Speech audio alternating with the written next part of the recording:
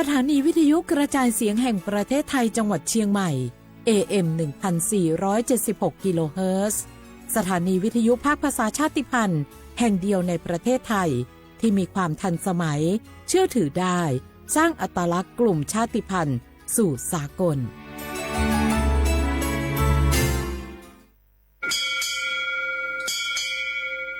โอโบดะจ้าโอมิชอปเปอร์เหมอซุงคาควกว่าย้อซงอุดูธรรมาสถานีวิทยุภาษาชาติพันธุ์แห่งเดียวในประเทศไทยทันสมัยเชื่อถือได้แล้วพบกันที่สวทเชียงใหม่ AM 1476 กิโลเฮิรตซ์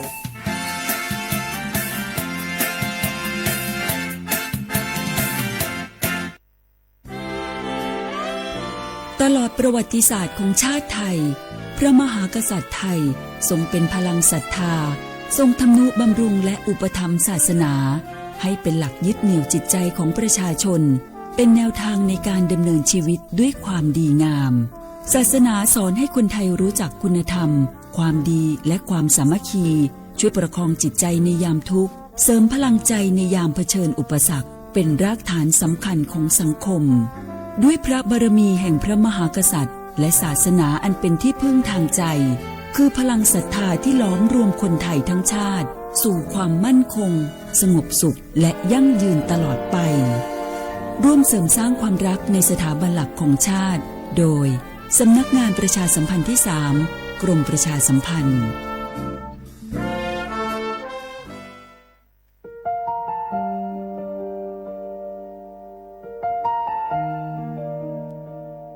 ขอน้อมเกล้าถวายอาลัยสมเด็จพระพันปีหลวงพระแม่แห่งแผ่นดินผู้ทรงเมตตาเหนือเกล้าขอพระองค์เสด็จสู่สวรรคาลัยข้าพระพุทธเจ้าข้าราชการและเจ้าหน้าที่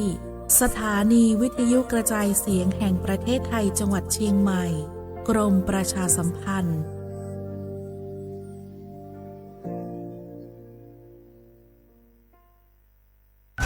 เจ็บป่วยฉุกเฉินวิกฤตอันตรายถึงชีวิตคนไทยทุกคนใช้สิทธิเจ็บป่วยฉุกเฉินวิกฤตเข้ารักษาโรงพยาบาลใกล้ที่สุดได้ทันทีไม่เกิน72ชั่วโมงตามนโยบายรัฐบาลให้ความคุ้มครองสอบถามเพิ่มเติมสายด่วนสปสช1330ตลอด24ชั่วโมง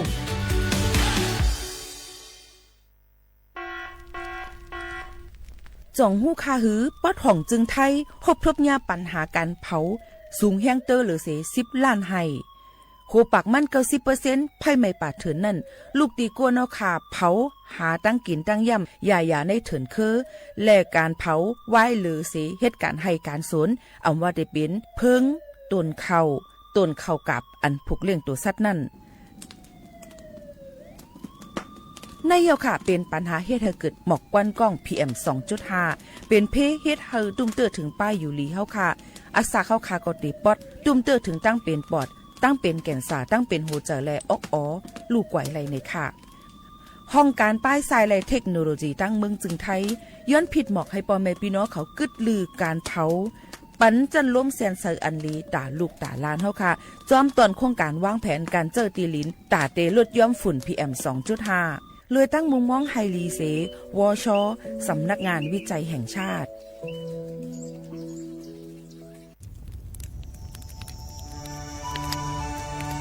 จ่องหู้คาหือก้อนโมก้อนไฟอันเผาอยู่ตีกลางป่างนั่นอ่ำเลยหายกว่าตั้งเลย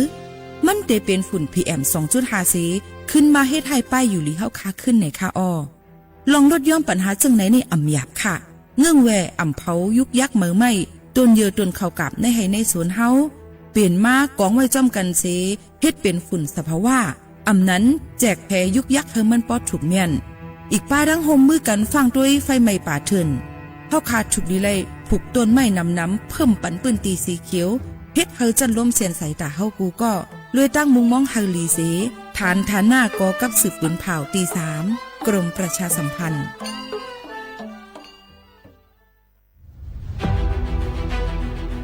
จังหวัดเชียงใหม่ขอความร่วมมือทุกภาคส่วนงดการเผาเพื่อลดปัญหาหมอกควันและมลพิษทางอากาศจากการเผาป่าและการเผาเศษวัสดุทางการเกษตรตามประกาศมาตรการสำคัญเพื่อควบคุมการเผาในพื้นที่ต่างๆ โดยไม่อนุญาตให้มีการเผาใดๆทั้งสิ้น เพื่อเป็นการลดมลภาวะจากฝุ่นละอองขนาดเล็กหรือ PM 2.5 ตั้งแต่วันที่ 1 มกราคม ถึง 31 พฤษภาคม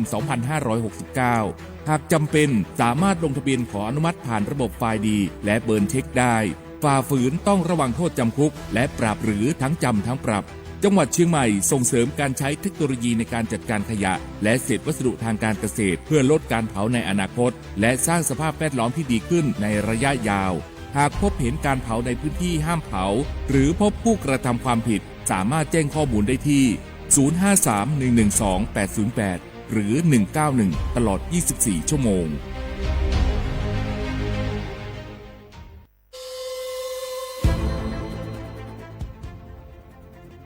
ย้อนผิดหมอกพี่น้องเขามาโฮมเป็นจุ้มเหลียวกันดั้งเจดอนเก้งใหม่โฮมกันแกลิดปัญหาไฟไหม้ป่าเถินหมอกก้อนก้องก้อนมูและฝุ่นเล็กๆ PM 2.5 ค่ะสั่งว่าโชพันไฟไหม้กับสืบกว่าตึงลาดไลดีอองตีแกลิดปัญหาไฟไหม้ป่าเถินและหมอกก้อนเจดอนเก้งใหม่หมายโฟน 053-112-808 ในค่ะเจดอนเก้งใหม่ค่ะออกปักเปิงหมายมีเฮกังแกลิดปัญหาหมอกควันก้องควันโมและฝุ่นเล็กๆ PM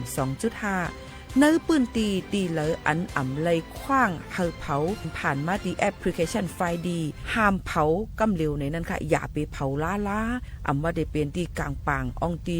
ห้ามเผาเกยยุกยักไม่ดอกกูอันในค่ะแต่เอาวันที่1เดือน1อิงเกรด2เหงปลาย26ต่อถึงวันที่31เดือน5 2เหงปลาย26ในผู้เหลอเผอเฮ็ดผิดปักเปิงเตญาตัวตามตั้งผิดจำหนังปักเปิงหมายมีกำเหลวในนั้นค่ะเลยตั้งมุมมองไฮลีเซห้องการฐานฐานาก่อกับสืบเจดอนเก้งใหม่มาโฮมเป็นจุ่มเหลวกันดั้งเจดอนเก้งใหม่โฮมกันรักษาสภาวะฟิงตื้นเป็นเฮ็ดให้จันล้มถวยเจออันลีต้องฟ้าเสียนเสออ่ำมีหมอกกวนกองกวนโม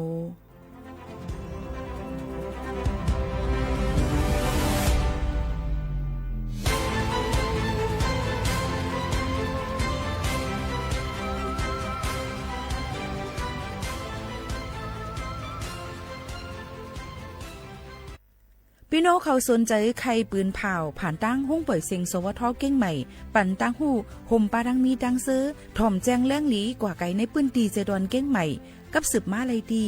สวทเก้งใหม่หมายโฟน 053-276-068 และ 092-246-8579 ช่วงฟ้าใสไร้มลพิษ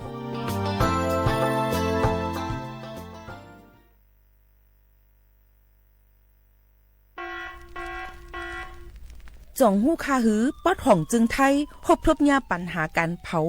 สูงแห้งเตอร์หรือเส10 ล้านไห้โคปากมัน90%ไผ่ไม่ป่าเถินนั่นลูกตีกัวนเอาขาเผาหาตั้งกินตั้งย่ำอย่าในเถินคือและการเผาไหว้หรือเสเหตุการณ์ให้การสนเอาว่าได้เป็นเพิงต้นเข่ากับอันผูกเลี้ยงตัวสัตว์นั่นในเยาค่ะเป็นปัญหาเฮ็ดให้เกิดหมอกควันก้อง PM 2.5 เป็นเพเฮ็ดให้ตุ้มเตอถึงป้ายอยู่ลีเฮาค่ะอาสาเข้าค่ะก็ติปอดตุ้มเตอถึงตั้งเป็นปอดตั้งเป็นแก่นสาตั้งเป็นหัวใจและลูกไกวไหลในค่ะ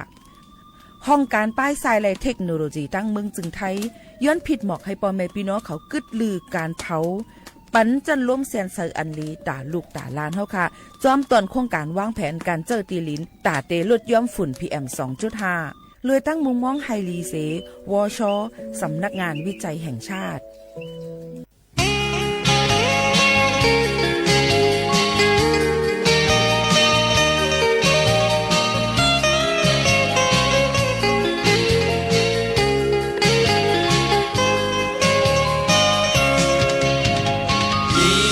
ยิงเอ้ยลาดออกแหลกองไตเฮาปอปองโฮมคอแดมออกแหลดิกไตเฮาปองไล่โฮมโตความไตหา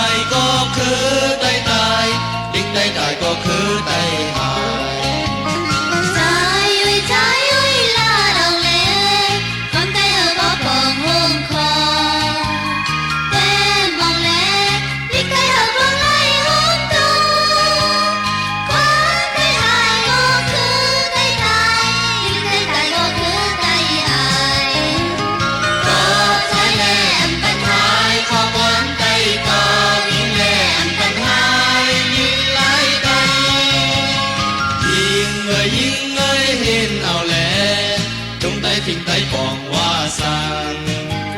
kiếp hoàng lẽ xin tiếng nhà bị hơi mắn hai thuขึ้นใหญ่ก็คือขึ้นสูงทิ้งtayใส่ก็tayคือตา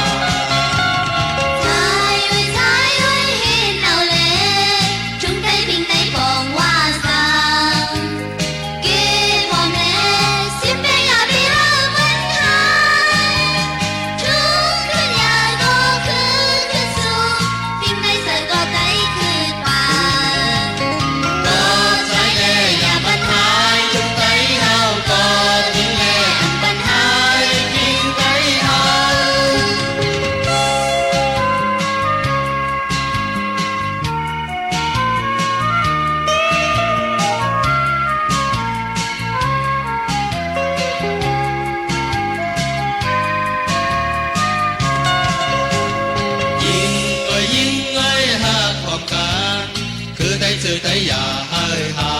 ยพร้อมเก็บแขนเมืองไทยอย่าไปให้รู้แล้วเมืองไทยหายก็คือไต้กวางคือไต้กวางก็เมืองไทยหายใจใจหาพร้อมกันคือไต้สื่อไต้อย่าให้หายพร้อมเก็บแขนเมืองไทยอย่าไปให้รู้แล้วเมืองไทยหายก็คือไต้กวางคือไต้กวางก็เมืองไทยหายก็ไทยเดอย่าปัญหา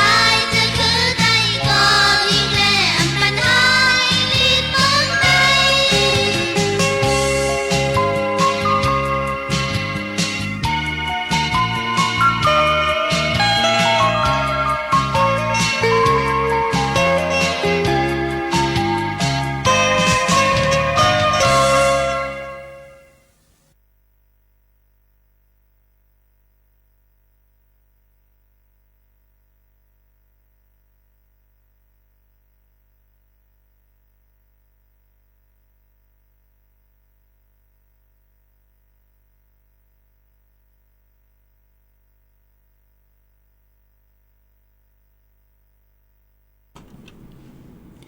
เมื่อสุงพี่น้องเขาตั้งเซงค่ะหกโทษจำกันในตอนการเฮาค่ะในนั้นค่ะตอนตาในวันเมื่อในก็ภาษาความใต้เนี่ยค่ะในตอนโครงการเนี่ยค่ะตอนตาที่แกลิดปัญหาไฟไหม้ป่าถึง PM 2.5 ในนั้นค่ะพี่น้องได้ทุนปี2.5ปากไป69ในค่ะอ๋อนี่ก็เป็นในตอนการภาษาความใต้ช่วงนะคะฟ้าใสไร้มลพิษนะคะต้องฟ้าเสียงเสอมีหมอกควันก้องควันหมูเนี่ยเอามาฝากตวนจนถึงพ่อแม่ปีๆน้องๆเขาให้เลยยินถ่อมซ้ำกันซึ่งดังไหนค่ะพ่อแม่ปีๆน้องๆเขาอยู่เป็นก็เซจำกันพี่น้องเขาถ่อมอยู่ที่ไรตั้งไรในก็ตรงตักจอมเฮาคาไลในค่ะเนาะพี่น้องเขาค่ะตรงตักจอมเฮาคาไลเฮาคาก็ดียินซุ้มขอบใจอย่านำเต้ๆว่าในนั่นค่ะเอาพี่น้องเขาค่ะถ่อมอยู่จำกันที่ในนั่นค่ะเนาะพี่น้องเขาค่ะเพราะว่าเลยฮับผู้เย้าในค่ะน้องเมื่อในก็เฮาค่ะที่มีป้าดังในนั้นค่ะเกี่ยวกับไปลองตอนโครงการอันในเสตั้งห้องปล่อยสิง AM 147 กิโลเฮิรตซ์ในนั้นค่ะพบทบจำกันดีในเสยังมีหลายๆฝ่ายหลายๆห้องการในนั้นค่ะออกมาพี่น้องเขาค่ะอันที่พบทบยาเพหมอกก้อนโมกูฝ่ายนั่นในก็เลยโฮมพร้อมกันเสตอนตาเดย้อนตั้งโฮมมือลดย่อมลองอันเลิศอันไม่ฮอตสปอตนั่นไฮไลท์นำเตอร์ที่สุดในนั้นค่ะยาก็ได้มีป้าดังห่างเฮียนใหม่โคของเครื่องเจอในค่ะตอนตาเดหมดไพ่ไม่ปัดถึงเลยหมอกก้อนโมตั้งน้ำตั้งหลายอีกป้าดังปันเฮอใจปักเปิงหมายมีเฮอคึดตั้นกำเหลวในนั่นค่ะหนังหือจันลงเธอใจบ่ได้คึดตั้นอันเหลมันนั่นในนั่นค่ะอพี่น้องเขาจึงหือกอลีค่ะยังตึกถูกลีเลยฟังไว้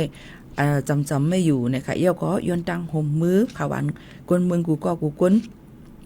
ลดย้อมการเผาไผ่ไหม้ป่าเถื่อนดูล้อมด้วยถึงป้ายอยู่ลีหนังหือบ่ได้ป่นกว่าสู่ข้าวฝุ่นหมอกก้อนโมในค่ะก็นั้นในตอนการภาษาความใต้เขาในตอนการดีในนั่นนะคะที่อ่อนพี่น้องเขามาอุบโอและมายินถ่อมในตอนการแก้ลิดปัญหาฝุ่นอันเล็กๆ PM 2.5 ในปืนตี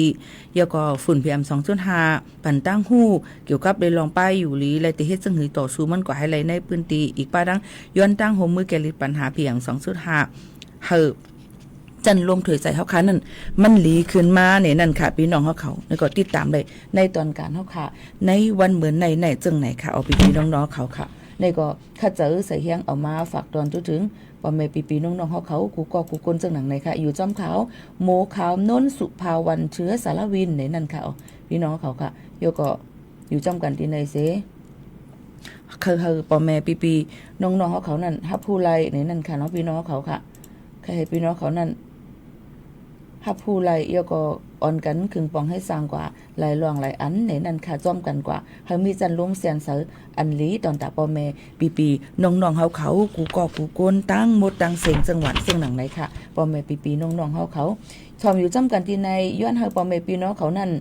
ถ่อมเย้าเนี่ยค่ะหมอกรัดถึงกันปันตั้งหันถึงกันเข้ามาไล่หนังหือมันพอดีมีรองตั้งอันคือแคมตอนตาในตอนการเฮาค่ะที่ในนั่นค่ะเนาะพ่อแม่ปีๆน้องๆเขาค่ะอันนี้ก็คัดเจอออกมาฝากตอนทุกถึงกันเจ้าหนังไหนเย้าค่ะอ่อนกันหรือใส่จุกเก็บกำก่อนค่ะ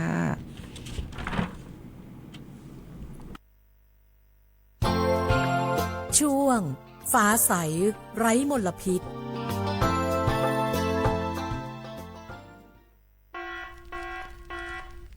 จ่องหู้คาหือปอดห่องจึงไทยพบทบยาปัญหาการเผาสูงแห้งเตอร์หรือเส10 ล้านไห้โคปักมัน90%ไผ่ไม่ป่าเถินนั่นลูกตีกัวเนาขาเผาหาตั้งกินตั้งย่ำอย่าในเถินคือและการเผาไว้หรือเสเหตุการณ์ให้การสนอำว่าได้เป็นเพิงต้นเข้ากับอันผูกเลี้ยงตัวสัตว์นั่นในเยาค่ะเป็นปัญหาเฮ็ดให้เกิดหมอกควันกล้อง PM 2.5 เป็นเพเฮ็ดให้ตุ้มเตอถึงป้ายอยู่ลีเฮาค่ะอักษาเข้าคากอติปอดตุ้มเตอถึงตั้งเป็นปอดตั้งเป็นแก่นสาตั้งเป็นหัวใจและลูกไหวไหลในค่ะห้องการป้ายทรายและเทคโนโลยีตั้งเมืองจึงไทยย้อนผิดหมอกให้พ่อแม่พี่น้องเขากึดลือการเผาปันจันล้มแสนเซออันลีตาลูกตาลานเฮาค่ะจอมตอนโครงการวางแผนการเจอตีลินตาเตลดย่อมฝุ่น PM 2.5 เลยตั้งมุมมองไฮรีเสวชสำนักงานวิจัยแห่งชาติช่วงฟ้าใสไร้มลพิษ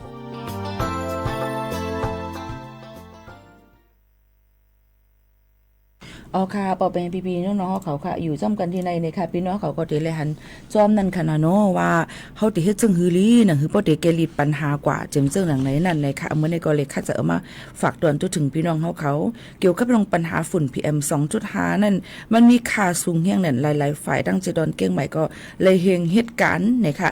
อ่อนโหน้ำนาเลยผู้ก้อนเจดอนเก้งใหม่นะคะบอกละถึงข้อสั่งการอันลำลองในปื้นตีหลายๆองตีกำเหลียวนะคะเฮ็ดเฮาเหมือนว่ากูฝ่ายนะคะไผเฮ็ดอีสังเจิ้งหือในให้ลงปื้นตีกำเหลียวอำใจว่าเขาปื้นตีเลยอำฮู้ว่าวางแผนเจิ้งหือนั่นขนาดนอทั้งรองนึงนั่นซ้ำในนั่นค่ะฝ่ายกูฝ่ายอีกว่าฝ่ายรองบันกึมฝ่ายองค์กรปกครองท้องถิ่นอาสาสมัครอสเจ้าหน้าที่ฝ่ายกรมอุทยานแห่งชาติสัตว์ป่าพันธุ์พืชและอีกป้าดังฝ่ายกูตีกูตั้งโฮมห้อมกันมันเป็นคักเป็นตอนกว่าแล้วก็ต้องวางในปืนตีหนังหือปติมีลองเจียงแล้งตอนตาตีกว่ากดเจ็ดยก็ลดย้อมการที่เหตุการณ์อำตีก็ทับกันกะซ่อนกันไรนั่นเพราะว่าเปิ้นที่เฮ็ดแนวอันฮีไฟนั่นนี่ก็ให้เข้ากว่าในองตีตีเร็วกว่าหลายๆที่ก็ซ่อนกันก็ทับกันซึ่งนั้นในค่ะหางเฮียนไว้คุกของเครื่องเจ้อในค่ะพี่ดองเขาให้หางเฮียนไว้คิดตันอยู่ตาสิบ่ได้เป็นรองโคกของเครื่องใจอันเป็นหมอดไฟไหม้ปาดถึนในนั่นค่ะแล้วก็เครื่องมือเฮาแคมแลบหมดเสอนี่ค่ะยังปาดังเอากลไปยามไปด้วยเฮาคือตันเฮามันปอกแคมแลบกำเหลวแล้วก็ให้ลดย้อมฮอตสปอตให้เลยนำเตอร์ที่สุดในนั่นค่ะแล้วก็ตั้งยื่งหมายไว้ให้ลดย้อมนี่ค่ะเฮามันบ่เป็นศูนย์หนังหรือบ่ได้ตุ่มตื้อตั้งหมดตั้งสิ่งใน7วันแล้วก็ตั้งจึงเมืองจอมนี่ค่ะอีกปาดังนี่ค่ะมีขอสั่งเทียงว่าเฮาเจอเงินตื่นล้างเฮาเป็งปอเนี่ยนั่นค่ะโยก็ด้วยหลองกาเจ้าจ่ายตอนตาดีหมดไพ่ใหม่ปาดเถินคือโยก็เฮกกังเลยกำหลิวจอมหนังปักเบิงอันเปิ้นตำวางไว้นั่นนะคะอำลูไปปังกุมเหย่าในนั่นค่ะเพราะว่าเฮาค่ะมีรองข้าวตั้งหิบเนี่ยซึ่งนั้นนะคะอันนี้เกี่ยวกับไปลองฝุ่นหมอกก้อนกองก้อนโมเลยหมดไฟไม่ปาดเถินค่ะเนาะโยก็ยังเฮาเฮกังนะคะมาได้เป็นกูเจเวงนะคะในปืนตีหลายๆองตีนะคะเพราะว่าหันไฟไหม้เย่าในก็ให้กำหมดขันไผ่กอบนั้นแหละผู้ก้อนจะดอนเก้งใหม่เฮาเขานั่นในก็หมอกลัดถึงกูเจเวงให้ลงปืนตีปันตั้งหู้ตั้งเขาเจอตอนตาปอมแม่พี่น้องเขาให้คือตั้นอยู่ตาสีหนังหือ เพราะเดถูกแม่นจำหนังปักเปิงหมายมีเลยอำเฮ็ดพิษปักเปิงหมายมีในค่ะโยก็ให้เหตุการณ์ก็จำกันกำเร็วในนั่นค่ะเฮามีลองอองตีหลืดๆใหม่ๆนั่นในค่ะพี่น้องเขาอันนี้ก็เป็นเทียงหนึ่งอันที่เฮามาฝากตอนจุดถึงกันค่ะกำในเขาได้มีเทียงหนึ่งลองในค่ะเนาะพี่น้องเขาค่ะเจ้าหน้าที่เขานั่นนี่ก็ยังอ่อนหูนำหน้าในนั่นค่ะอองตีศูนย์บัญชาการเหตุการณ์เนี่ยค่ะองค์การบริหารส่วนจังหวัดเชียงใหม่นายรัฐพลนราดิศรเนี่ยค่ะผู้กวน7วันเก้งใหม่เขาเป็นผู้โฮเป่าผู้อ่อนโฮเซมีปังกุมติดตามลองไฟใหม่ป่าเถินหมอกควันและฝุ่น PM 2.5 ก็ได้มีนายศิวกรบัวป้องแกมผู้กวน7วันเก้งใหม่นะคะแล้วก็มีคนก่อกำการศูนย์บัญชาการเหตุการณ์นะคะได้เป็นนายอันเป็นลุมเจเวงนะคะยก็พูดเตียนตั้งซ้ำหาเจเวงเขาโฮมปังกุมผ่านซูมในนั่นค่ะพี่น้องเขาตีเนื้อปังกุมนั่นเนี่ยก็ตีเนื้อปังกุมนั่นเนี่ยเป็นก็ตีลาดไว้ว่านาตีการย้ำพองตะเหลวนั่นเนี่ยค่ะพี่น้องเขาไฟใหม่ป่าเถินก็ยังตึกคบทบยาเป็นจุ้มไฟอันตีหมดอำไลหมดเสียงยก็ยังตึกมีไฟใหม่เทียงอยู่เจ้าหน้าที่ก็อยู่ในข่าวยามตีเปิ้นคัดเจอตอนแต่ได้กุ้มทิ้งหาไหลตีเอาวันที่1ถึงวันที่9เดือนธันวาคม2 5ปักเดี๋ยววันที่1เดือนธันวาคมถึงวันที่9เดือนธันวาคม2 5ปักไป69ครบทบยาอองตีเลือดไม่เพิ่มเติมขึ้นมาเมื่อปี2 5ปักไป68นั่นนะคะในข่าวยามเดียวกันถึง3 ปัก64องตีนะคะตีน่ะเนาะยก็ครบทบยาหูปักมัน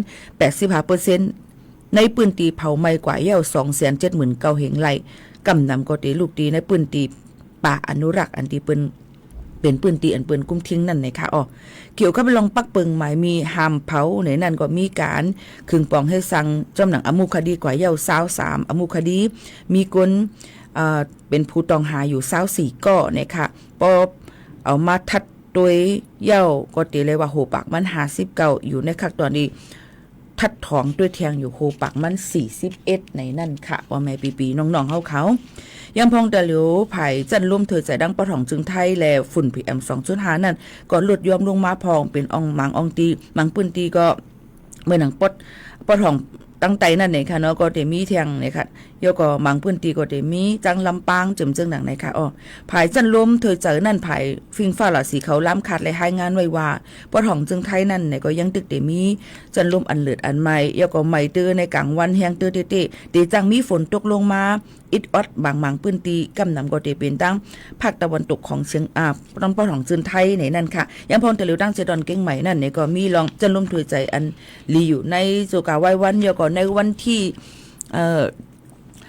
17 ป่นมานั่นก็ติมีฝนตกลงมานั่นค่ะเนาะพี่น้องเขาค่ะยก็หลายๆวันก็ยังตึกมีฝนตกลงมาฝนมาเฮ็บตกลงมาหลายๆอองตีอยู่เกี่ยวกับเรื่องการเฮ็ดฝนหลวงในนั่นก็เลยขึ้นมิ้นเสในพื้นที่เจดอนเก้งใหม่ยก็ติมีตั้งแม่ฮ่องสอนลำปุนลำปางเนี่ยค่ะยก็เปิ้นได้พ่นสเปรย์น้ำเนี่ยค่ะเฮ็ดให้มีหมอกกลุ่มเสเอาน้ำแข็งแห้งลงมาเสเฮ็ดให้ลดยอมลงมาPM 2.5นั่นมันลดยอมลงมาหรือเสนั้นตั้งเจดอนเก้งใหม่ก็ยังตึกไลหับเลยลองตั้งปั่นเฮียงสนับสนุนเนี่ยค่ะเฮลิคอปเตอร์ลูกตีหน่วยฝนหลวงเนี่ยค่ะเพิ่มเติมมาแทง2ลำเนี่ยค่ะตอนดาดีห่างเฮียนหมดภัยใหม่ป่าเถินเนี่ยค่ะยก็ย้อนตั้งโฮมมือกูไฟโฮมมือกันสืบมาตาสิในนั่นค่ะกำนั้นผู้กองเจดอนเก้งใหม่ก็เลยบอกลัดถึงกูเจเว้งกูตีว่าให้คัดเจอเหตุการณ์ให้คึดตันกำเหลียวกำนำก็ใครให้เฮ็ดจอมหนังปักปึงใหม่มีเต้เอาเต้เนี่ยค่ะไผเฮ็ดพิษก็เอาดำตั้งพิษมันให้ไหลเนี่ยค่ะก็ให้พ่อแม่พี่น้องเขานั่นฟังกันไว้ให้ใจเพราะว่าจัดป่าในโจกาข้าวฝุ่นหมอกก้อนกองก้อนโมเลยรู้ลำได้ถึงป้ายอยู่เหลียวให้คึดตันกำเหลียวอีกป้าดังให้ด้วยว่าก้นอันมีตั้งเป็นจับตัวไว้นั่นเนี่ยค่ะโกจังตุ้มเตอถึงไผดังรวมถวยเจอในนั่นค่ะอันนี้ก็เป็นแทงเกี่ยวกับไปลองฝุ่น PM 2.5มาบอกรัดถึงพี่น้องเขาเหมือนในก็ยังติมีในตอนมื้อในค่ะเนาะติเป็นเกี่ยวกับลองอันในตั้งมดตั้งเสียงในค่ะตอนตาได้ส่งยินมอบอาปันผู้ใหญ่ก้นหลวงเขาเทียงกำนึงเจ้าหนังในค่ะพอแม่ปีๆน้องๆเขาค่ะอันนี้ก็เอามาฝากตอนจุถึงพอแม่ปีๆน้องๆเขาให้เลยยินถ่อมจ้อมกันเทียงเจ้าหนังในค่ะพี่น้องเขาสืบลือเฮอลือเจอเทียงอิดอ่อนนึงก่อนค่ะ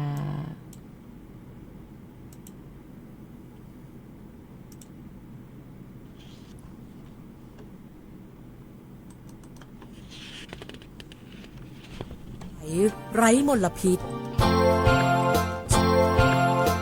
วง ฟ้าใสไร้มลพิษจ่องหู้คาหือป๊อดห่องจึงไทยพบทบยาปัญหาการเผาสูงแห้งเตอร์หรือเส10 ล้านไห้โหปากมัน90%ไผ่ไม่ป่าเถินนั่นลูกตีกัวเนาะค่ะเผาหาตั้งกินตั้งย่ำอย่าในเถินคือ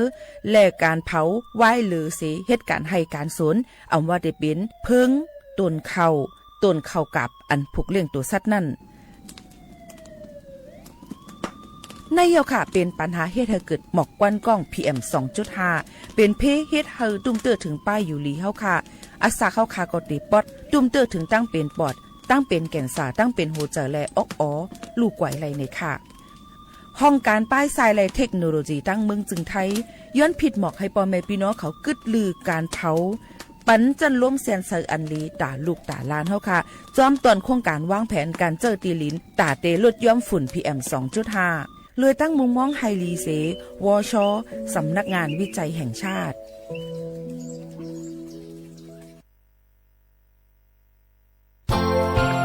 ช่วง ฟ้าใส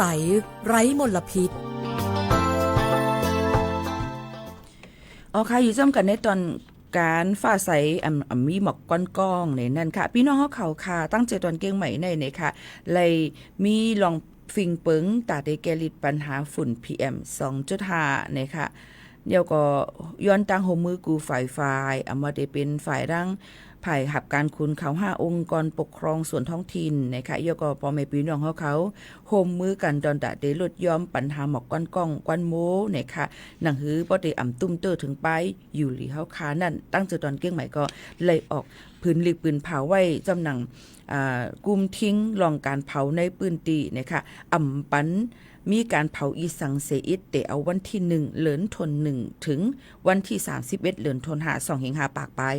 69ในนั่นค่ะพี่น้องเขาก็เป็นในข้าวยามตีกำนำก็ตีเป็นหมอกเมืองโมหมอกก้อนโมน้ำลูกตีก้นเผาป่าไม้เถินเคอเผาลองต่อเขาสั่งเขา5เขากาบ5ต้นหาง5เจิมเจไหนค่ะออกกอบนั้นเลยสั่งว่ามีลองหลำลองเต้ๆไหนค่ะลองการเผาในค่ะสั่งว่ามีลองหลำลองเต้ๆเกี่ยวกับลองการเผานั่นเลยกับลงเส้นสายหมายย้อนขว้างผ่านแอปพลิเคชันไฟดีนั้นก็เบิร์นเช็คเนี่ยค่ะจ้อมหนังคักตอนที่ปืนตำวางไว้นั่นสังว่าก้นหลักเฮ็ดพิษปักเปิงใหม่มีในปืนตีปันเผานั่นเตมีตัวต่ำตั้งพิษตกขอกและมือต่ำเงินนั้นก็ตั้ง2อันในนั่นค่ะเหลือเสียนั่นตั้งใจตอนเก้งใหม่ก็ยังตั้งห่มมือกันกูฝ่ายรูล้อมตัวถึงในองตีปืนตีอันเฮาขายอยู่นั่นให้จำหนังฮือปอติมีไฟใหม่ปาดเถินนั่นอีกป้าดังหือปืนเผาปันพ่อแม่พี่น้องเขานั่นให้ว่นคุกคนเกี่ยวก็ไปลองว่าลองลำลองการเผาในมันเป็นเพตุ้มเตอถึงป้ายอยู่หลีเฮาขาเตวาในนั่นค่ะพี่น้องเขาค่ะเยี่ยวก็ยังปันเฮียงดอนตาเตเอาไม่ตอกว่าต้นเขาเฮาต้นเขากาเพราะเขาเจอนั่นในปืนตีอองตีในไห้ในสวนเฮาขานั่นเฮามันบ่แคมนั่นเนี่ยเอามาจุตุ่มกันไว้สิเฮ็ดลูกเฮก็ไถทับถมกันไว้จังไหนค่ะพี่น้องเขาก็มาเฮ็ดเป็นฝุ่นสภาวะจังนั้นค่ะเอาเยี่ยวก็ออกมาใจเลยแทงหลังรองหลังอันเอาก็ใส่ต้นยืดต้นพักเยนั่งเขียวหามนั้นก็เมนังลินผูกซ้อมเฮาคานั้นให้มันเข้มหลี5จังหนังไหนค่ะพี่น้องเฮาค่ะสังว่าฮุบทั่วพันการเผาในปืนตีปันเผานั้นก็ฮุบทั่วพันก้นอันยึดพิษเฮาคาก็หลู่ไล่กับ10กว่าดีในปืนในค่ะดีศูนย์อำนวยการป้องกันและแก้ไขปัญหาไฟป่าหมอกควันและฝุ่นละอองเจดอนเก้งใหม่นั้นก็กับสืบว่าอะไรที่เปิ้นดูล้อมด้วยถึงเหตุการณ์ลองไฟใหม่ปาดเถินตั้งเจดอนเก้งใหม่หมายฝนกับสืบค่ะ0531120808 0531120808นั้นก็หมายฝนฮิปเน็ต191ไหล24โจมองในนั้นค่ะในองตีภายนาตีการภายตั้งจอมพ่องหลวงเขาก็ฝากฟังไว้ปันเยาก็ห้ามเยี่ยวข่าวว่าปันเผาในปืนตีอันเหตุการณ์ให้การสนและในองตีปืนตีอันมันป่างไว้จังไหนค่ะก็เพราะว่าเป็นจังนั้นเนี่ยถึงมันตีเนี่ยตัวต่ำตั้งพิษนะคะตกขอกนั้นก็ไม่ตามเงินค่ะพี่น้องเขาจังหนังนั้นค่ะเนาะพี่น้องเขาค่ะอันในหรือเลยตัวแทงในนั่นค่ะพี่น้องเขาค่ะเยาก็ไม่ตามเงินเป็น2 ล้านวัตต์ในค่ะพี่น้องเขาก็ภายตั้งจอมพ่อหลวงก็ยังสั่งการกูฝ่ายติดตามลอง ปัญหาหมอกควันฝุ่นอันเล็กๆในอยู่ยอก็เฮาเฮ็ดจอมหนังปักเปิงหมายมีให้มันบ่คือตันเฮามันบ่เฮาเฮียงกำเหลียวหนังฮือปอติมีลองกันหลักเผาป่าไม้เถินคือในปืนตีป่าปืนตีอันเฮ็ดไทยในปืนตีกลางปางมีตัวตามตั้งพิษตัวคอกและไม่ตามเงินเนี่ยค่ะมีซึ่งหือพองล่ะว่าเป็นการเผาในปืนตีของตัวเจ้าก่อนและในปืนตีอันก้นตั้งนำนั่นเนี่ยค่ะเฮ็ดให้ก้นต่างตีนั่นเป็นฝุ่นเป็นกวยเหยื่อยุกยักเนี่ยค่ะเจ้าหน้าที่เปิ้นภายดังท้องถิ่นเขาก็มีน่ะตอนแต่ได้ออกข้อสั่งนะคะอำปันเผานะคะอำปันเฮ็ดให้ตุ้มเตอถึงลองสุกซักจอมเปิ้นสั่งว่าอำเฮ็ดจอมหนังคอสั่งเจ้าหน้าที่เขานั่นในซึ่งได้มีตัวตามตั้งพิจอมหนังมาตราครมจอมหนังพรบการสาธารณสุขในค่ะปี25ปากปลาย35เดเลยตุกคอกอำป่น3เลินไม่ตามเงินอำป่น 25,000 เฮงวัดอำนั้นก็ตั้ง2อันค่ะพี่น้องเขาสั่งว่าการเผาในปืนตีจอมเซนตาหิมคางตางเนื้อเซนตางนะคะอำหังไกเส้นตั้งลดกาหาปักมีแต่นั่นในจึงเฮ็ดเธอเป็นฝุ่นควันมึงโมอำนั้นก็เฮ็ดเธอมีลองรถเพจอมหนังอันเนาะค่ะที่ฮอดรถฮอกากว่านั่นในนั้นจึงมีตามตั้งพิษจอมหนังปักเปิงพรบจราจรทางบกนี่ค่ะปี25ปากปลาย52เตเลยไม่ตามเงินอำป่น1เหงวัดนี่ค่ะเยี่ยวก็การเผาในปืนตีเหตุการณ์ให้นั่นอำนั้นว่าที่เผาศูนย์อ้อยเผาต้นเพิง5อำนั้นก็เผาในตีกลางปางเฮ็ดให้เป็นเพต่อต่างก็เอี่ยวก็โคกของต่างก็มีตัวตามตั้งพิษจอมหนังประมวลกฎหมายอาญาเนี่ยค่ะมาตรา220เตเลววางตัวตามตั้งพิษตกคอกอำป่น7ปีเนี่ยค่ะมาตามเงินอำป่น 140,000 วัตต์อำนั้นก็ตั้ง2อันค่ะการเผาในปืนตีอุทยานแห่งชาติอำนั้นก็ปืนตีอันปืนหักษาไว้นั่นค่ะพี่น้องเขาเฮ็ดพิษปักเปิงเตเลยตกคอกอำป่น4ถึง20ปีมาตามเงิน4แสนต่อถึง2ล้านวัตต์อำนั้นก็ตั้ง2อันค่ะเตเลยว่าให้เฮียงเตๆค่ะเนาะโยก็การเผาในปืนตีป่าสงวนแห่งชาติในนั้นค่ะเฮ็ดพิษปักเปิงเตเลยตกคอกแต่เอา1ถึง10ปีและไม่ตามเงิน 20,000 ต่อถึง 200,000 วัตต์เนี่ยค่ะสังเสว่าก้นก็ไหลเผาเป็นปืนตีอันป่นหรือเสษาหาไหลนั่นในติดตกคอกแต่เอา4ถึง20ปีและไม่ตามเงิน 200,000 ต่อถึง 2 ล้านวัตต์ค่ะย้อนตั้งโฮมือปอแม่พี่น้องเขาเจ้าให้เจ้าสวนเจ้านาเขาเนี่ยค่ะห้ามเผาเนี่ยค่ะตอนตัดที่ลดย่อมฝุ่น PM 2.5 เป็นปัญหาตั้งการไปมากมีภายดังตรงวงก้นยอก็ตีอันดำลองก็ป้ายอยู่หลีเฮาคาในยาวค่ะเป็นข้าวตังอันจูข้าวยอก็หึงนั่นที่ให้เธอป้ายอยู่เฮาคานั้นมันหยุบยอมเตะจึงหนังไหนค่ะสังว่าฮุบทั่วพันการเผาป่าไม้เถินคือเผากุยยุกยักษ์อำนั้นก็เผาในดีกลางปางกับสืบกว่าไหลตีสายด่วนกรมป้องกันและบรรเทาสาธารณภัยเนี่ยค่ะอำนั้นตี1784เยาก็กรมอุทยานตี1362เนี่ยค่ะศูนย์ดำรงธรรมตีหมายฝนฮิปเน็ต1567อำนั้นเจ้าหน้าที่ปริเขา1599 24ชั่วโมงหนังหือบ่ได้ลดย่อม PM 2.5 และการอันเปิ้นลักเผาอันตุ้มเตื้อถึงป้ายอยู่ลีเฮาคานั่นในค่ะสังว่าฮบทั่วพันไฟไหม้ป่าเถือนให้เฮี้ยงเนียนนะคะไม่เป็นตรงวงกว้างกับกำเหลวนั่นเนี่ยค่ะแจ้งไรกว่าที่ห้องการที่เปิ้นเกี่ยวข้องไรกำเหลวค่ะฮบทั่วพันไฟไหม้ป่าเถือนให้เฮี้ยงกับสืบกว่าไรตีศูนย์อำนวยการป้องกันและแก้ไขปัญหาไฟป่าหมอกควันฝุ่นละอองนะคะเจตอนเก้งใหม่ตีหมายฝน053112 808 053112 808ในนั่นค่ะอันนี้ก็คัดเจอเอามาฝากตวนจูถึงพ่อแม่ปีน้องๆเขาให้แรงยินถ่อมจ้อมกันแทงซึ่งหนังในค่ะพี่น้องเขาอยู่เย้าในนั่นก็ถ่อมจ้อมกันตีในเย้าในค่ะยังเต็มมีแทงในนั่นค่ะพี่น้องเขาเกี่ยวกับลุยลองว่าหมายฝนอันที่เขาขาดถูกลีเลยถ้าผู้ไว้นั่นเทียงไหนก็มันตึกเตมีเทียงอยู่ค่ะนะปอเมปีน้องๆเขาค่ะเตมีซึ่งหือพองหลานในเขาขามาด้วยจำกันเทียงค่ะเนาะพี่น้องเขาค่ะในก็เตเลยว่ากูลองอันคัดเจอเอามาฝากตวนจู้ถึงปอเมปีน้องๆเขากำเหลียวเย่าในค่ะพี่น้องเขาสืบด้วยเทียงไหนนั่นค่ะหมายฝนในค่ะฮบทั่วพันไฟไหม้ป่าเถินนั่นกับสืบกว่าอะไรดีเจ้านาตีตำรวจผู้ท้อนจะดอนเก้งใหม่หมายฝนฮิปเน็ต191ค่ะเย่าก็อองตีลูล้อมตัวถึงไฟไหม้ป่าเถินจะดอนเก้งใหม่ตีหมายฝน0532321019ในค่ะ0532321019ค่ะศูนย์ ยก็หมายฟ้นตอนดาเดกับสืบกว่าไรแทงก็ศูนย์ส่งเสริมการควบคุมไฟป่าเชียงใหม่ค่ะหมายฟ้น08195145210819514521ในนั่นค่ะจ้อมหนังที่แนบอันพี่น้องเขาไว้ที่ในค่ะเนาะยก็ได้มีแทง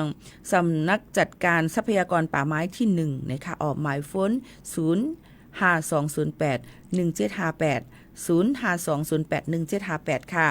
องตีสำนักบริหารพื้นที่อนุรักษ์ที่16นะคะออกหมายฟ้น053276100 ในนั่นค่ะฝากถึงพ่อแม่ปีๆน้องๆเขากูก็กูก้นจังหนังไหนค่ะเนาะยก็ได้มีแทงในนั่นค่ะภายตั้งการต่อส่งใจดอนเก้งใหม่ในค่ะเป็นหมายฟ้นฮิปเน็ตสำนักงานขนส่งจังหวัดเชียงใหม่ในค่ะพี่น้องเขาอันนี้ก็จ้างกับสืบกว่าอะไรเทียงอันนึงเหมือนกันในนั่นค่ะอ๋อนี่ก็ฝากถึงกูก็ค่ะนะเฮาขาดถูกดีเลยหูไว้นั่นค่ะเป็นหมายฟ้นฮิปเน็ต1584ค่ะพี่น้องเขาหมายฟ้นฮิปเน็ต1584ในค่ะอ๋อนี่ก็ฝากถึงกูก็กูก้นจังหนังไหนค่ะยังเตมีแทงในค่ะพี่น้องเขาแทงอันนึงก็ได้เป็นภายกระทรวงทรัพยากรธรรมชาติและสิ่งแวดล้อมนะคะหมายฟ้นฮิปเน็ต1310นะคะในก็หมอกรัดถึงในตอนการดีลีในวันเหมือนในจอมกันทีในนะคะอ๋อช่วงฟ้าใสไร้มลพิษ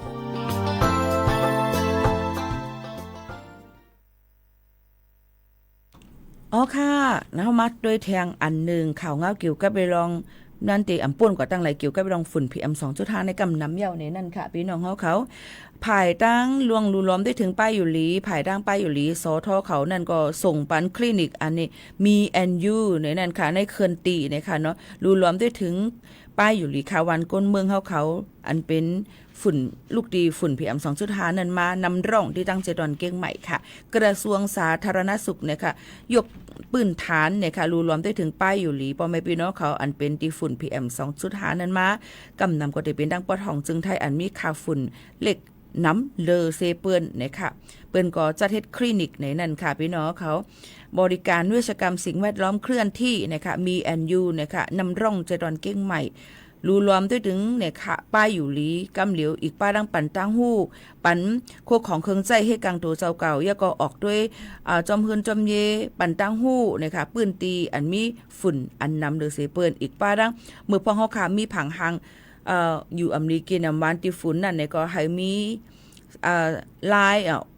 OA นะคะเนาะพี่น้องเขาสายรับสู่ฝุ่นไล่จังหนังนั้นค่ะพี่น้องเขาค่ะองตีเทศบาลเมืองสุเทพเมืองเซดอนเก้งใหม่เขานายแพทย์สมฤกษ์นะคะจึงสมานปลัดกระทรวงสาธารณสุขอีกป้าดังนายแพทย์มนเทียนคณาสวัสดิ์นะคะอธิบดีกรมควบคุมโรคนะคะก็จัดเฮ็ดกิจกรรมอันในนะคะเนาะพี่น้องเขาค่ะอันเป็นเคลื่อนที่นะคะ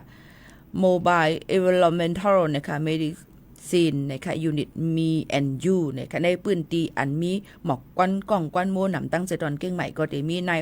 รัฐพลนราดิศรผู้ก้อนเจดอนเก้งใหม่นะคะผู้อ่อนโหน้ำนาเสียเจ้าหน้าที่ดังเมืองเทศบาลสุเทพเขาสำนักงานเขตสุขภาพที่1นะคะหลายฝ่ายห่มพร้อมกันทั้งหมดทั้งสิ่งนั่นนะคะเอายังก็ได้มีร่างห้องยานครพิงค์ห้องยามหาราชนครเก้งใหม่เจ้านาตีฝ่ายมอยาจันจอมเจดอนเก้งจันจอมเก้งใหม่นะคะเอี่ยวก็นาตีฝ่ายโฮมงานกันหลายๆฝ่ายเปิ้นก็หมอกรัดถึงตอนตาที่รูล้อมด้วยถึงลองป้ายอยู่ลีคาวันก้นมึงมือพ้องมีค่าฝุ่นป่นหรือเสีย75ไมโครกรัมต่อลูกบาศก์เมตรติดต่อกัน3วันนั่นนะคะเฮามีเจ้านาตีเขาเนี่ยค่ะอำนั้นก็อสมเขาออกปืนตีเสกดแจดกดทัดด้วยป้ายอยู่ลีกำเหลียวนะคะตอนตาที่ฮบทั่วผาก้นอันเลยครับลองตุ้มเตอร์ให้มันรูล้อมและยวดยาปันให้คึดตันที่สุดในค่ะเอาย้อนเปว่าหมอกก้อนกองก้อนโมไฟใหม่ปะเถื่อนในปืนตีปะถ่องจึงไทยนั้นยังตึกหายเฮียงมาป่นหรือเสียหนึ่งวงมาเย้าเฮ็ดให้มีค่าฝุ่นอันนำเตอร์มาป่นอันที่ปืนตั้มวางไว้นั่นปืนจังก็เฮ็ดคลินิกเคลื่อนตีกว่านั่นค่ะเนาะพี่น้องเขาค่ะเสื้อหนังไหนเพิ่มเตอร์ปันเนี่ยค่ะรูล้อมด้วยถึงป้ายอยู่หลีพี่น้องเขากดจัดกดทัดด้วยป้ายอยู่หลีในปืนตีอันมีค่าฝุ่น24โจมองป่นหรือเสีย75ไมโครกรัมต่อ1บาทเม็ดต่อติดต่อกัน3วันเนี่ยค่ะเอี่ยวก็มีจุ่มอันที่โอนรายงานในนั้นค่ะเนาะมีจุ่มอันที่มีว่ามีตั้งเป็นจับตูกันไว้ในนั้นค่ะเอี่ยวก็เฮ็ดให้ ตุ่มเตอปลาแทงนั่นก็นี่ก็เปิ้นก็ยังขึงปองให้สร้างเป็นตีที่หนึ่งนะคะตอนตาเมืองเจอตอนเก้งใหม่นั่นนะคะเนาะก็สังเจอว่าทบพังหางว่าพิษลองตั้งเปลี่ยนมันพังหางมันลีมีตั้งเปลี่ยนอันดีเลยฮับว่าตุ่มเตอถึง PM 2.5นั่นเนี่ยก็เตเลยมีการให้งานย่อก็กดจัดกดทัดด้วยตั้งเป็นนะคะให้มันเป็นกว่าจอมหนังพรบหลู่หลอมด้วยถึงตั้งเป็นในนั่นค่ะพี่น้องเขาในปี25ปากไป62ตอนตาเดออนกว่าเฮอคึงปองให้สร้างเฮกังการอยู่ลีกินหวานลูกดีฝุ่น PM 2.5นั่นเฮอคือตันย่อก็หนังหือมันโปรตียุดอย่าหายกว่าไหลเทียงในนั่นค่ะภายตั้งนายแพทย์มนเทียนยังบอกละถึงว่าลองตั้งคลินิกอันดีรูรวมด้วยถึงอันเคินตีนั่นก็จะมีอยู่2ส่วน2ฝ่ายนี้ค่ะ1ก็จะเปิดปันตีศูนย์บริการตรวจคัดกรองสุขภาพประชาชนเนี่ยค่ะเปิ้นก็จะต้องถามว่าลองเป็นมามีไว้จึงหือพองอันเฮาคาเลยตุ้มเตอร์ PM 2.5 นั่นนะคะก็จะเป็นแบบสอบถามแต่เป็นข้อถามข้อตอบนั่นขนาดน้อยย่อก็กดแจดกดทัดด้วยปอดเฮาคาจ่องมันดีหือตรวจด้วยรังสีนะคะถ่ายเอ็กซเรย์ด้วยตีหน้าอกในนั่นค่ะย่อก็ด้วยดีว่าตาจ่องแห้ง5จ่องมันเป็นตาเจ็บตาแรง5ย่อก็ยังได้ปั่นตั้งหูนะคะอำว่าได้เป็นรองการเจอเครื่องฟอกอากาศนะคะอันที่เครื่องอันที่เป็นเฮ็ดให้จันร่มถวยจากหลีนั่นค่ะเนาะเครื่องตรวจเครื่องกดแจดกดทัดด้วยฝุ่นในนั่นค่ะย่อก็ปั่นอีกป้าดังปันหน้ากากอนามัยเนี่ยค่ะพาต้มคุณหนังพาพี่คุณหนังอันมันถูกต้องเยี่ยวก็เป็น N95 KN95 เนี่ยค่ะเยี่ยวก็ยังมีป้าแทงแจกปันน้ำตาอันป้อมเนี่ยค่ะยารักษาอาการแพ้จำจะในแทงลูกกวนเนี่ยค่ะเยี่ยวก็อันที่2ซ้ำเนี่ยเป็นการลงปืนตีเข้าถึงตีเฮือนก้นอันครบทั่วว่าป้ายอยู่ลีเขาตุ้มเตอร์เลยลองตั้ง PM 2.5 นั่นเนี่ยค่ะก็นั่นแหละในโจกามีค่าฝุ่นน้ำนั่นย้อนให้พ่อแม่พี่น้องเขาในปืนตีอันมีฝุ่นในรูรวมด้วยถึงลองพิษเปิงตัวเจ้าเก่ารูรวมด้วยถึงลองป้ายอยู่หรือตัวเจ้าเก่าให้ไล่เลือดอย่าให้มันคึดตันยอก็เขาขากับสืบกว่าลาดปันเนี่ยค่ะลองปืนข้อมูลเขาค่ะในปืนตีอันมีค่าฝุ่นให้งานกว่าไล่ว่าเขาค่ะเป็นจึงหือพองในนั่นค่ะตีสายรับสู้ฝุ่นในค่ะตีไล่กันในค่ะเนาะในก็เป็นของลองไผ่กองโรคจากการประกอบอาชีพและสิ่งแวดล้อมเนี่ยค่ะย่อก็ต้องถามเพิ่มเติมกว่าเลยดีหมายโฟนฮิปเน็ตกรมควบคุมโรค1422พม.เก้งใหม่เนี่ยค่ะก็ต่อสู้กว่าเหตุการณ์ลองฝุ่น PM 2.5 รูล้อมด้วยถึงพ่อแม่พี่น้องเขาอันเป็นจุ่มอันกลุ่มเบาะบางเนี่ยค่ะให้มันคึดตั้นในนั่นค่ะพี่น้องเขาอันนี้ก็เอามาฝากตอนถึงกันแทงซึ่งหนังในแทงเลอเซนั่นก็ยังดึกมีมาแทงในนั่นค่ะพี่น้องเขามีแทงค่ะเกี่ยวกับเลยลองว่า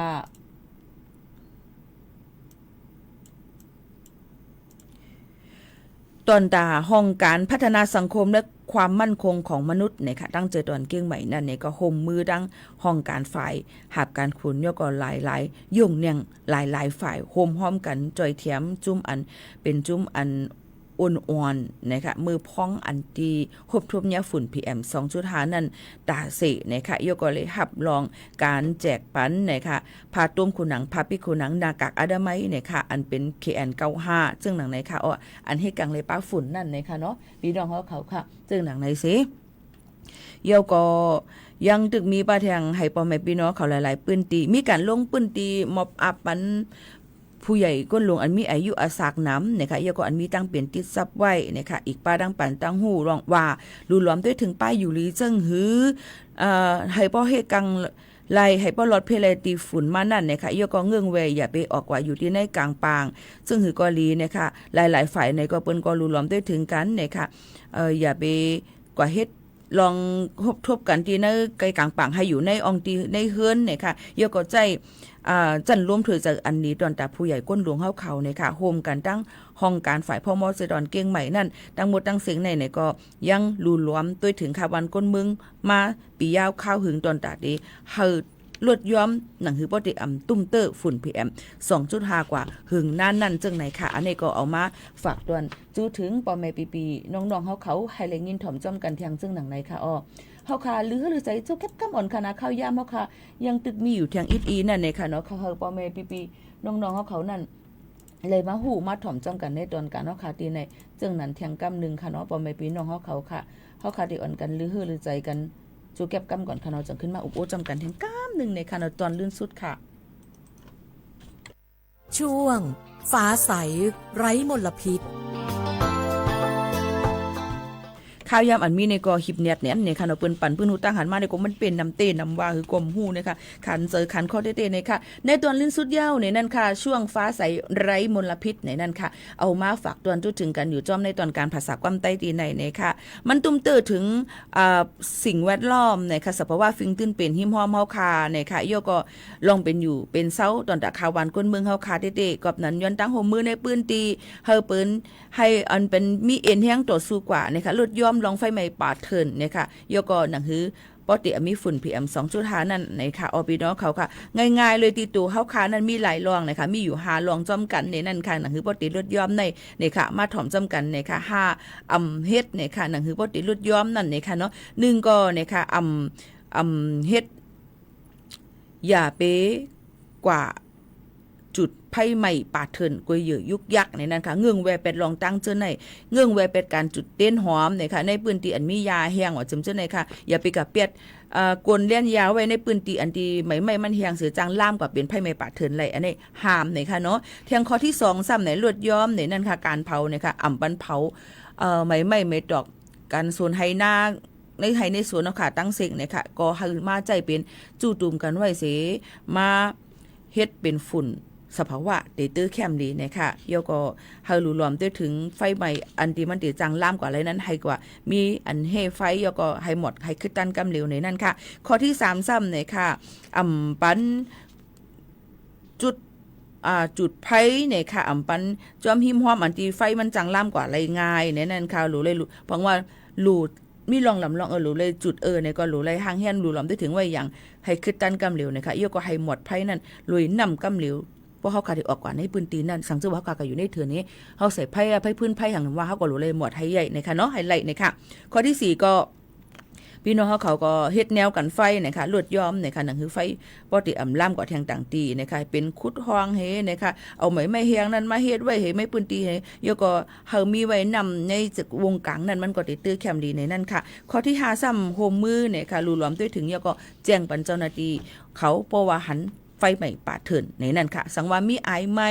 มีไฟไหม้เนี่ยก็ให้คัดเจอกับสืบกว่าลาดปันเจ้าหน้าที่ป่าไหม้เขาอบต.อันนั้นก็ฝ่ายหมดไฟใหม่ป่าเถินเขาที่สำเฮือนเอาขากำเหลวหนังคือบ่ได้กุมทิ้งมันให้เลยขึ้นตันกว่ากำเหลวซึ่งหนังไหนในนั่นค่ะนี่ก็เป็นในตอนการลีเอามาฝากตวนจุดถึงพ่อแม่ปีๆน้องๆเขากูก็กูกลซึ่งหนังไหนค่ะเอาพี่น้องเขาค่ะเฮาค่ะก็ตีเลยผาดยันกันเย้าค่ะนะพี่น้องเขาก็ตีเลยผาดยันกันเย้าในนั่นค่ะเนาะก็ค่ะพี่น้องเขานั่นในนั่นค่ะเนาะตอนตั้งเจตอนเก่งใหม่ก็ยังตึกสืบกว่าตั้งนาแลห่มมือกันกูฝ่ายแกลิปัญหา PM 2.5 อันเตมันกำเหลวนั้นให้คัดเจอขึ้นตันเอาเตยกำไหนในนั่นค่ะเยก็คัดเจอเนี่ยค่ะบอกลาถึงว่าให้มีรองเฮกังนะคะกุมทิ้งไฟไหม้ป่าเถินนะคะการเจอปักเบิงไม้มีเยก็รู้ล้อมได้ถึงไปอยู่ลิคาวันก้นเมืองเขาอีกป้าดังเฮามีรองลำรองเยก็รู้ล้อมได้ถึงก้นอันมีตั้งเปลี่ยนไว้อยู่จับตูนั้นให้จำเนี่ยค่ะหนังหือปอติรถย้อมมีรองตุ้มเตอกูฝ่ายเนี่ยค่ะว่าได้เป็นรองข้าวยามตะเหลียวในได้เป็นซึ่งหือมากกอลียังตึกอยู่ในคักตอนตีหรือเลยโฮมมือกันกูฝ่ายลดย่อมการเผาเผากูลองกูอันไหนค่ะดูล้อมได้ถึงป้ายอยู่ลีกันหนังหือตั้งเจตอนเก้งใหม่ตีมีจันลมถวยใจอันดีขึ้นมาแทงกำนึงในนั่นค่ะในตอนการภาษาความใต้เนี่ยค่ะช่วงฟ้าใสไร้มลพิษเนี่ยค่ะฟ้าใสมีหมอกควันนั่นตอนแต่ในวันเมื่อไหร่ข้าวยามมดเซ็งกว่าเย้าขาพ่อแม่ปีน้องๆเขายินจมขอบใจกูก้นแลย้อนเฮาพ่อแม่ปีน้องเขานั่นอยู่ลีกินหวานในนั่นค่ะกั้งยานเพ่เขียนกันกว่าอะไรไปอะไรก็ให้มีลองหลอดเพเนี่ยค่ะฝากถึงกูก้นเจ้าหนังไหนค่ะในวันเมื่อในข่าวยิ่งโมข่าวนู้นผัดยันปอแม่ปีน้องๆเขาเมื่อกว่าก่อนเยี่ยวคาจ่องขึ้นมาหบมาทุบจ้อมกันเทียงค่ะในวันเมื่อในยินโจมขอบใจเสผัดยันพี่น้องเขาเมื่อกว่าก่อนเยี่ยวค่ะมอนค่ะขอบใจค่ะ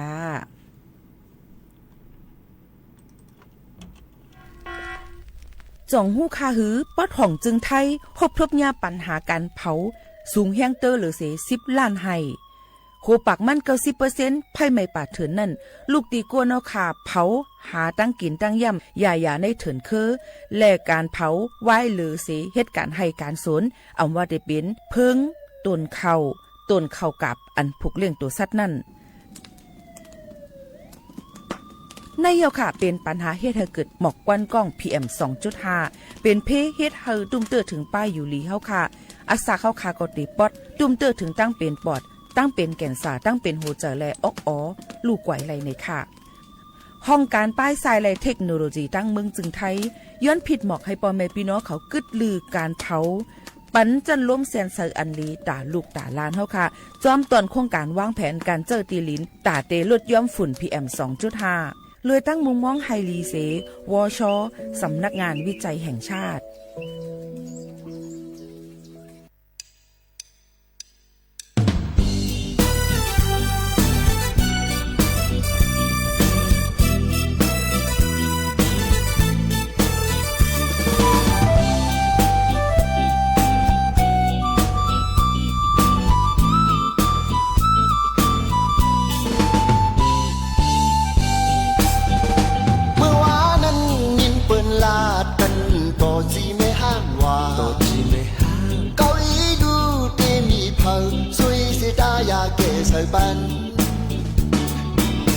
ลำลงลางเขาเมื่อยาเผาเอากินแต่งงต่อมังปอกเขาเอาการไฟหุ้มมังก็มันหลักจีเมห้างตั้งบีโพปองในเปปล่อยผวังปันปองหน้าเตอำลักขวางกันตัวเมตัวเกตัวกึดตัวเล่ตัวลำตัวขาวหน้าอาอูเอาตั้งห้องคงกินตามกับเรา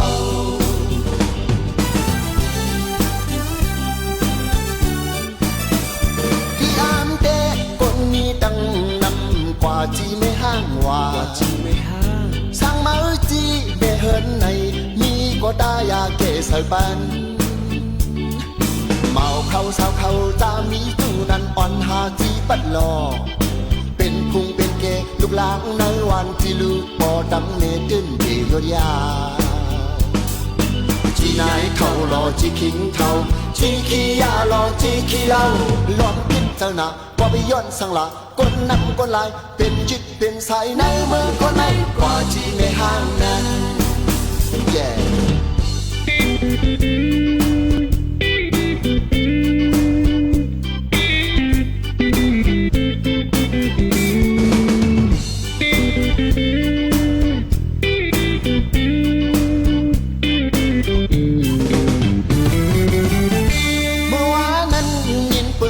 ประเทศไทยและเครือข่ายทั่วประเทศเสนอข่าวต้นชั่วโมงรู้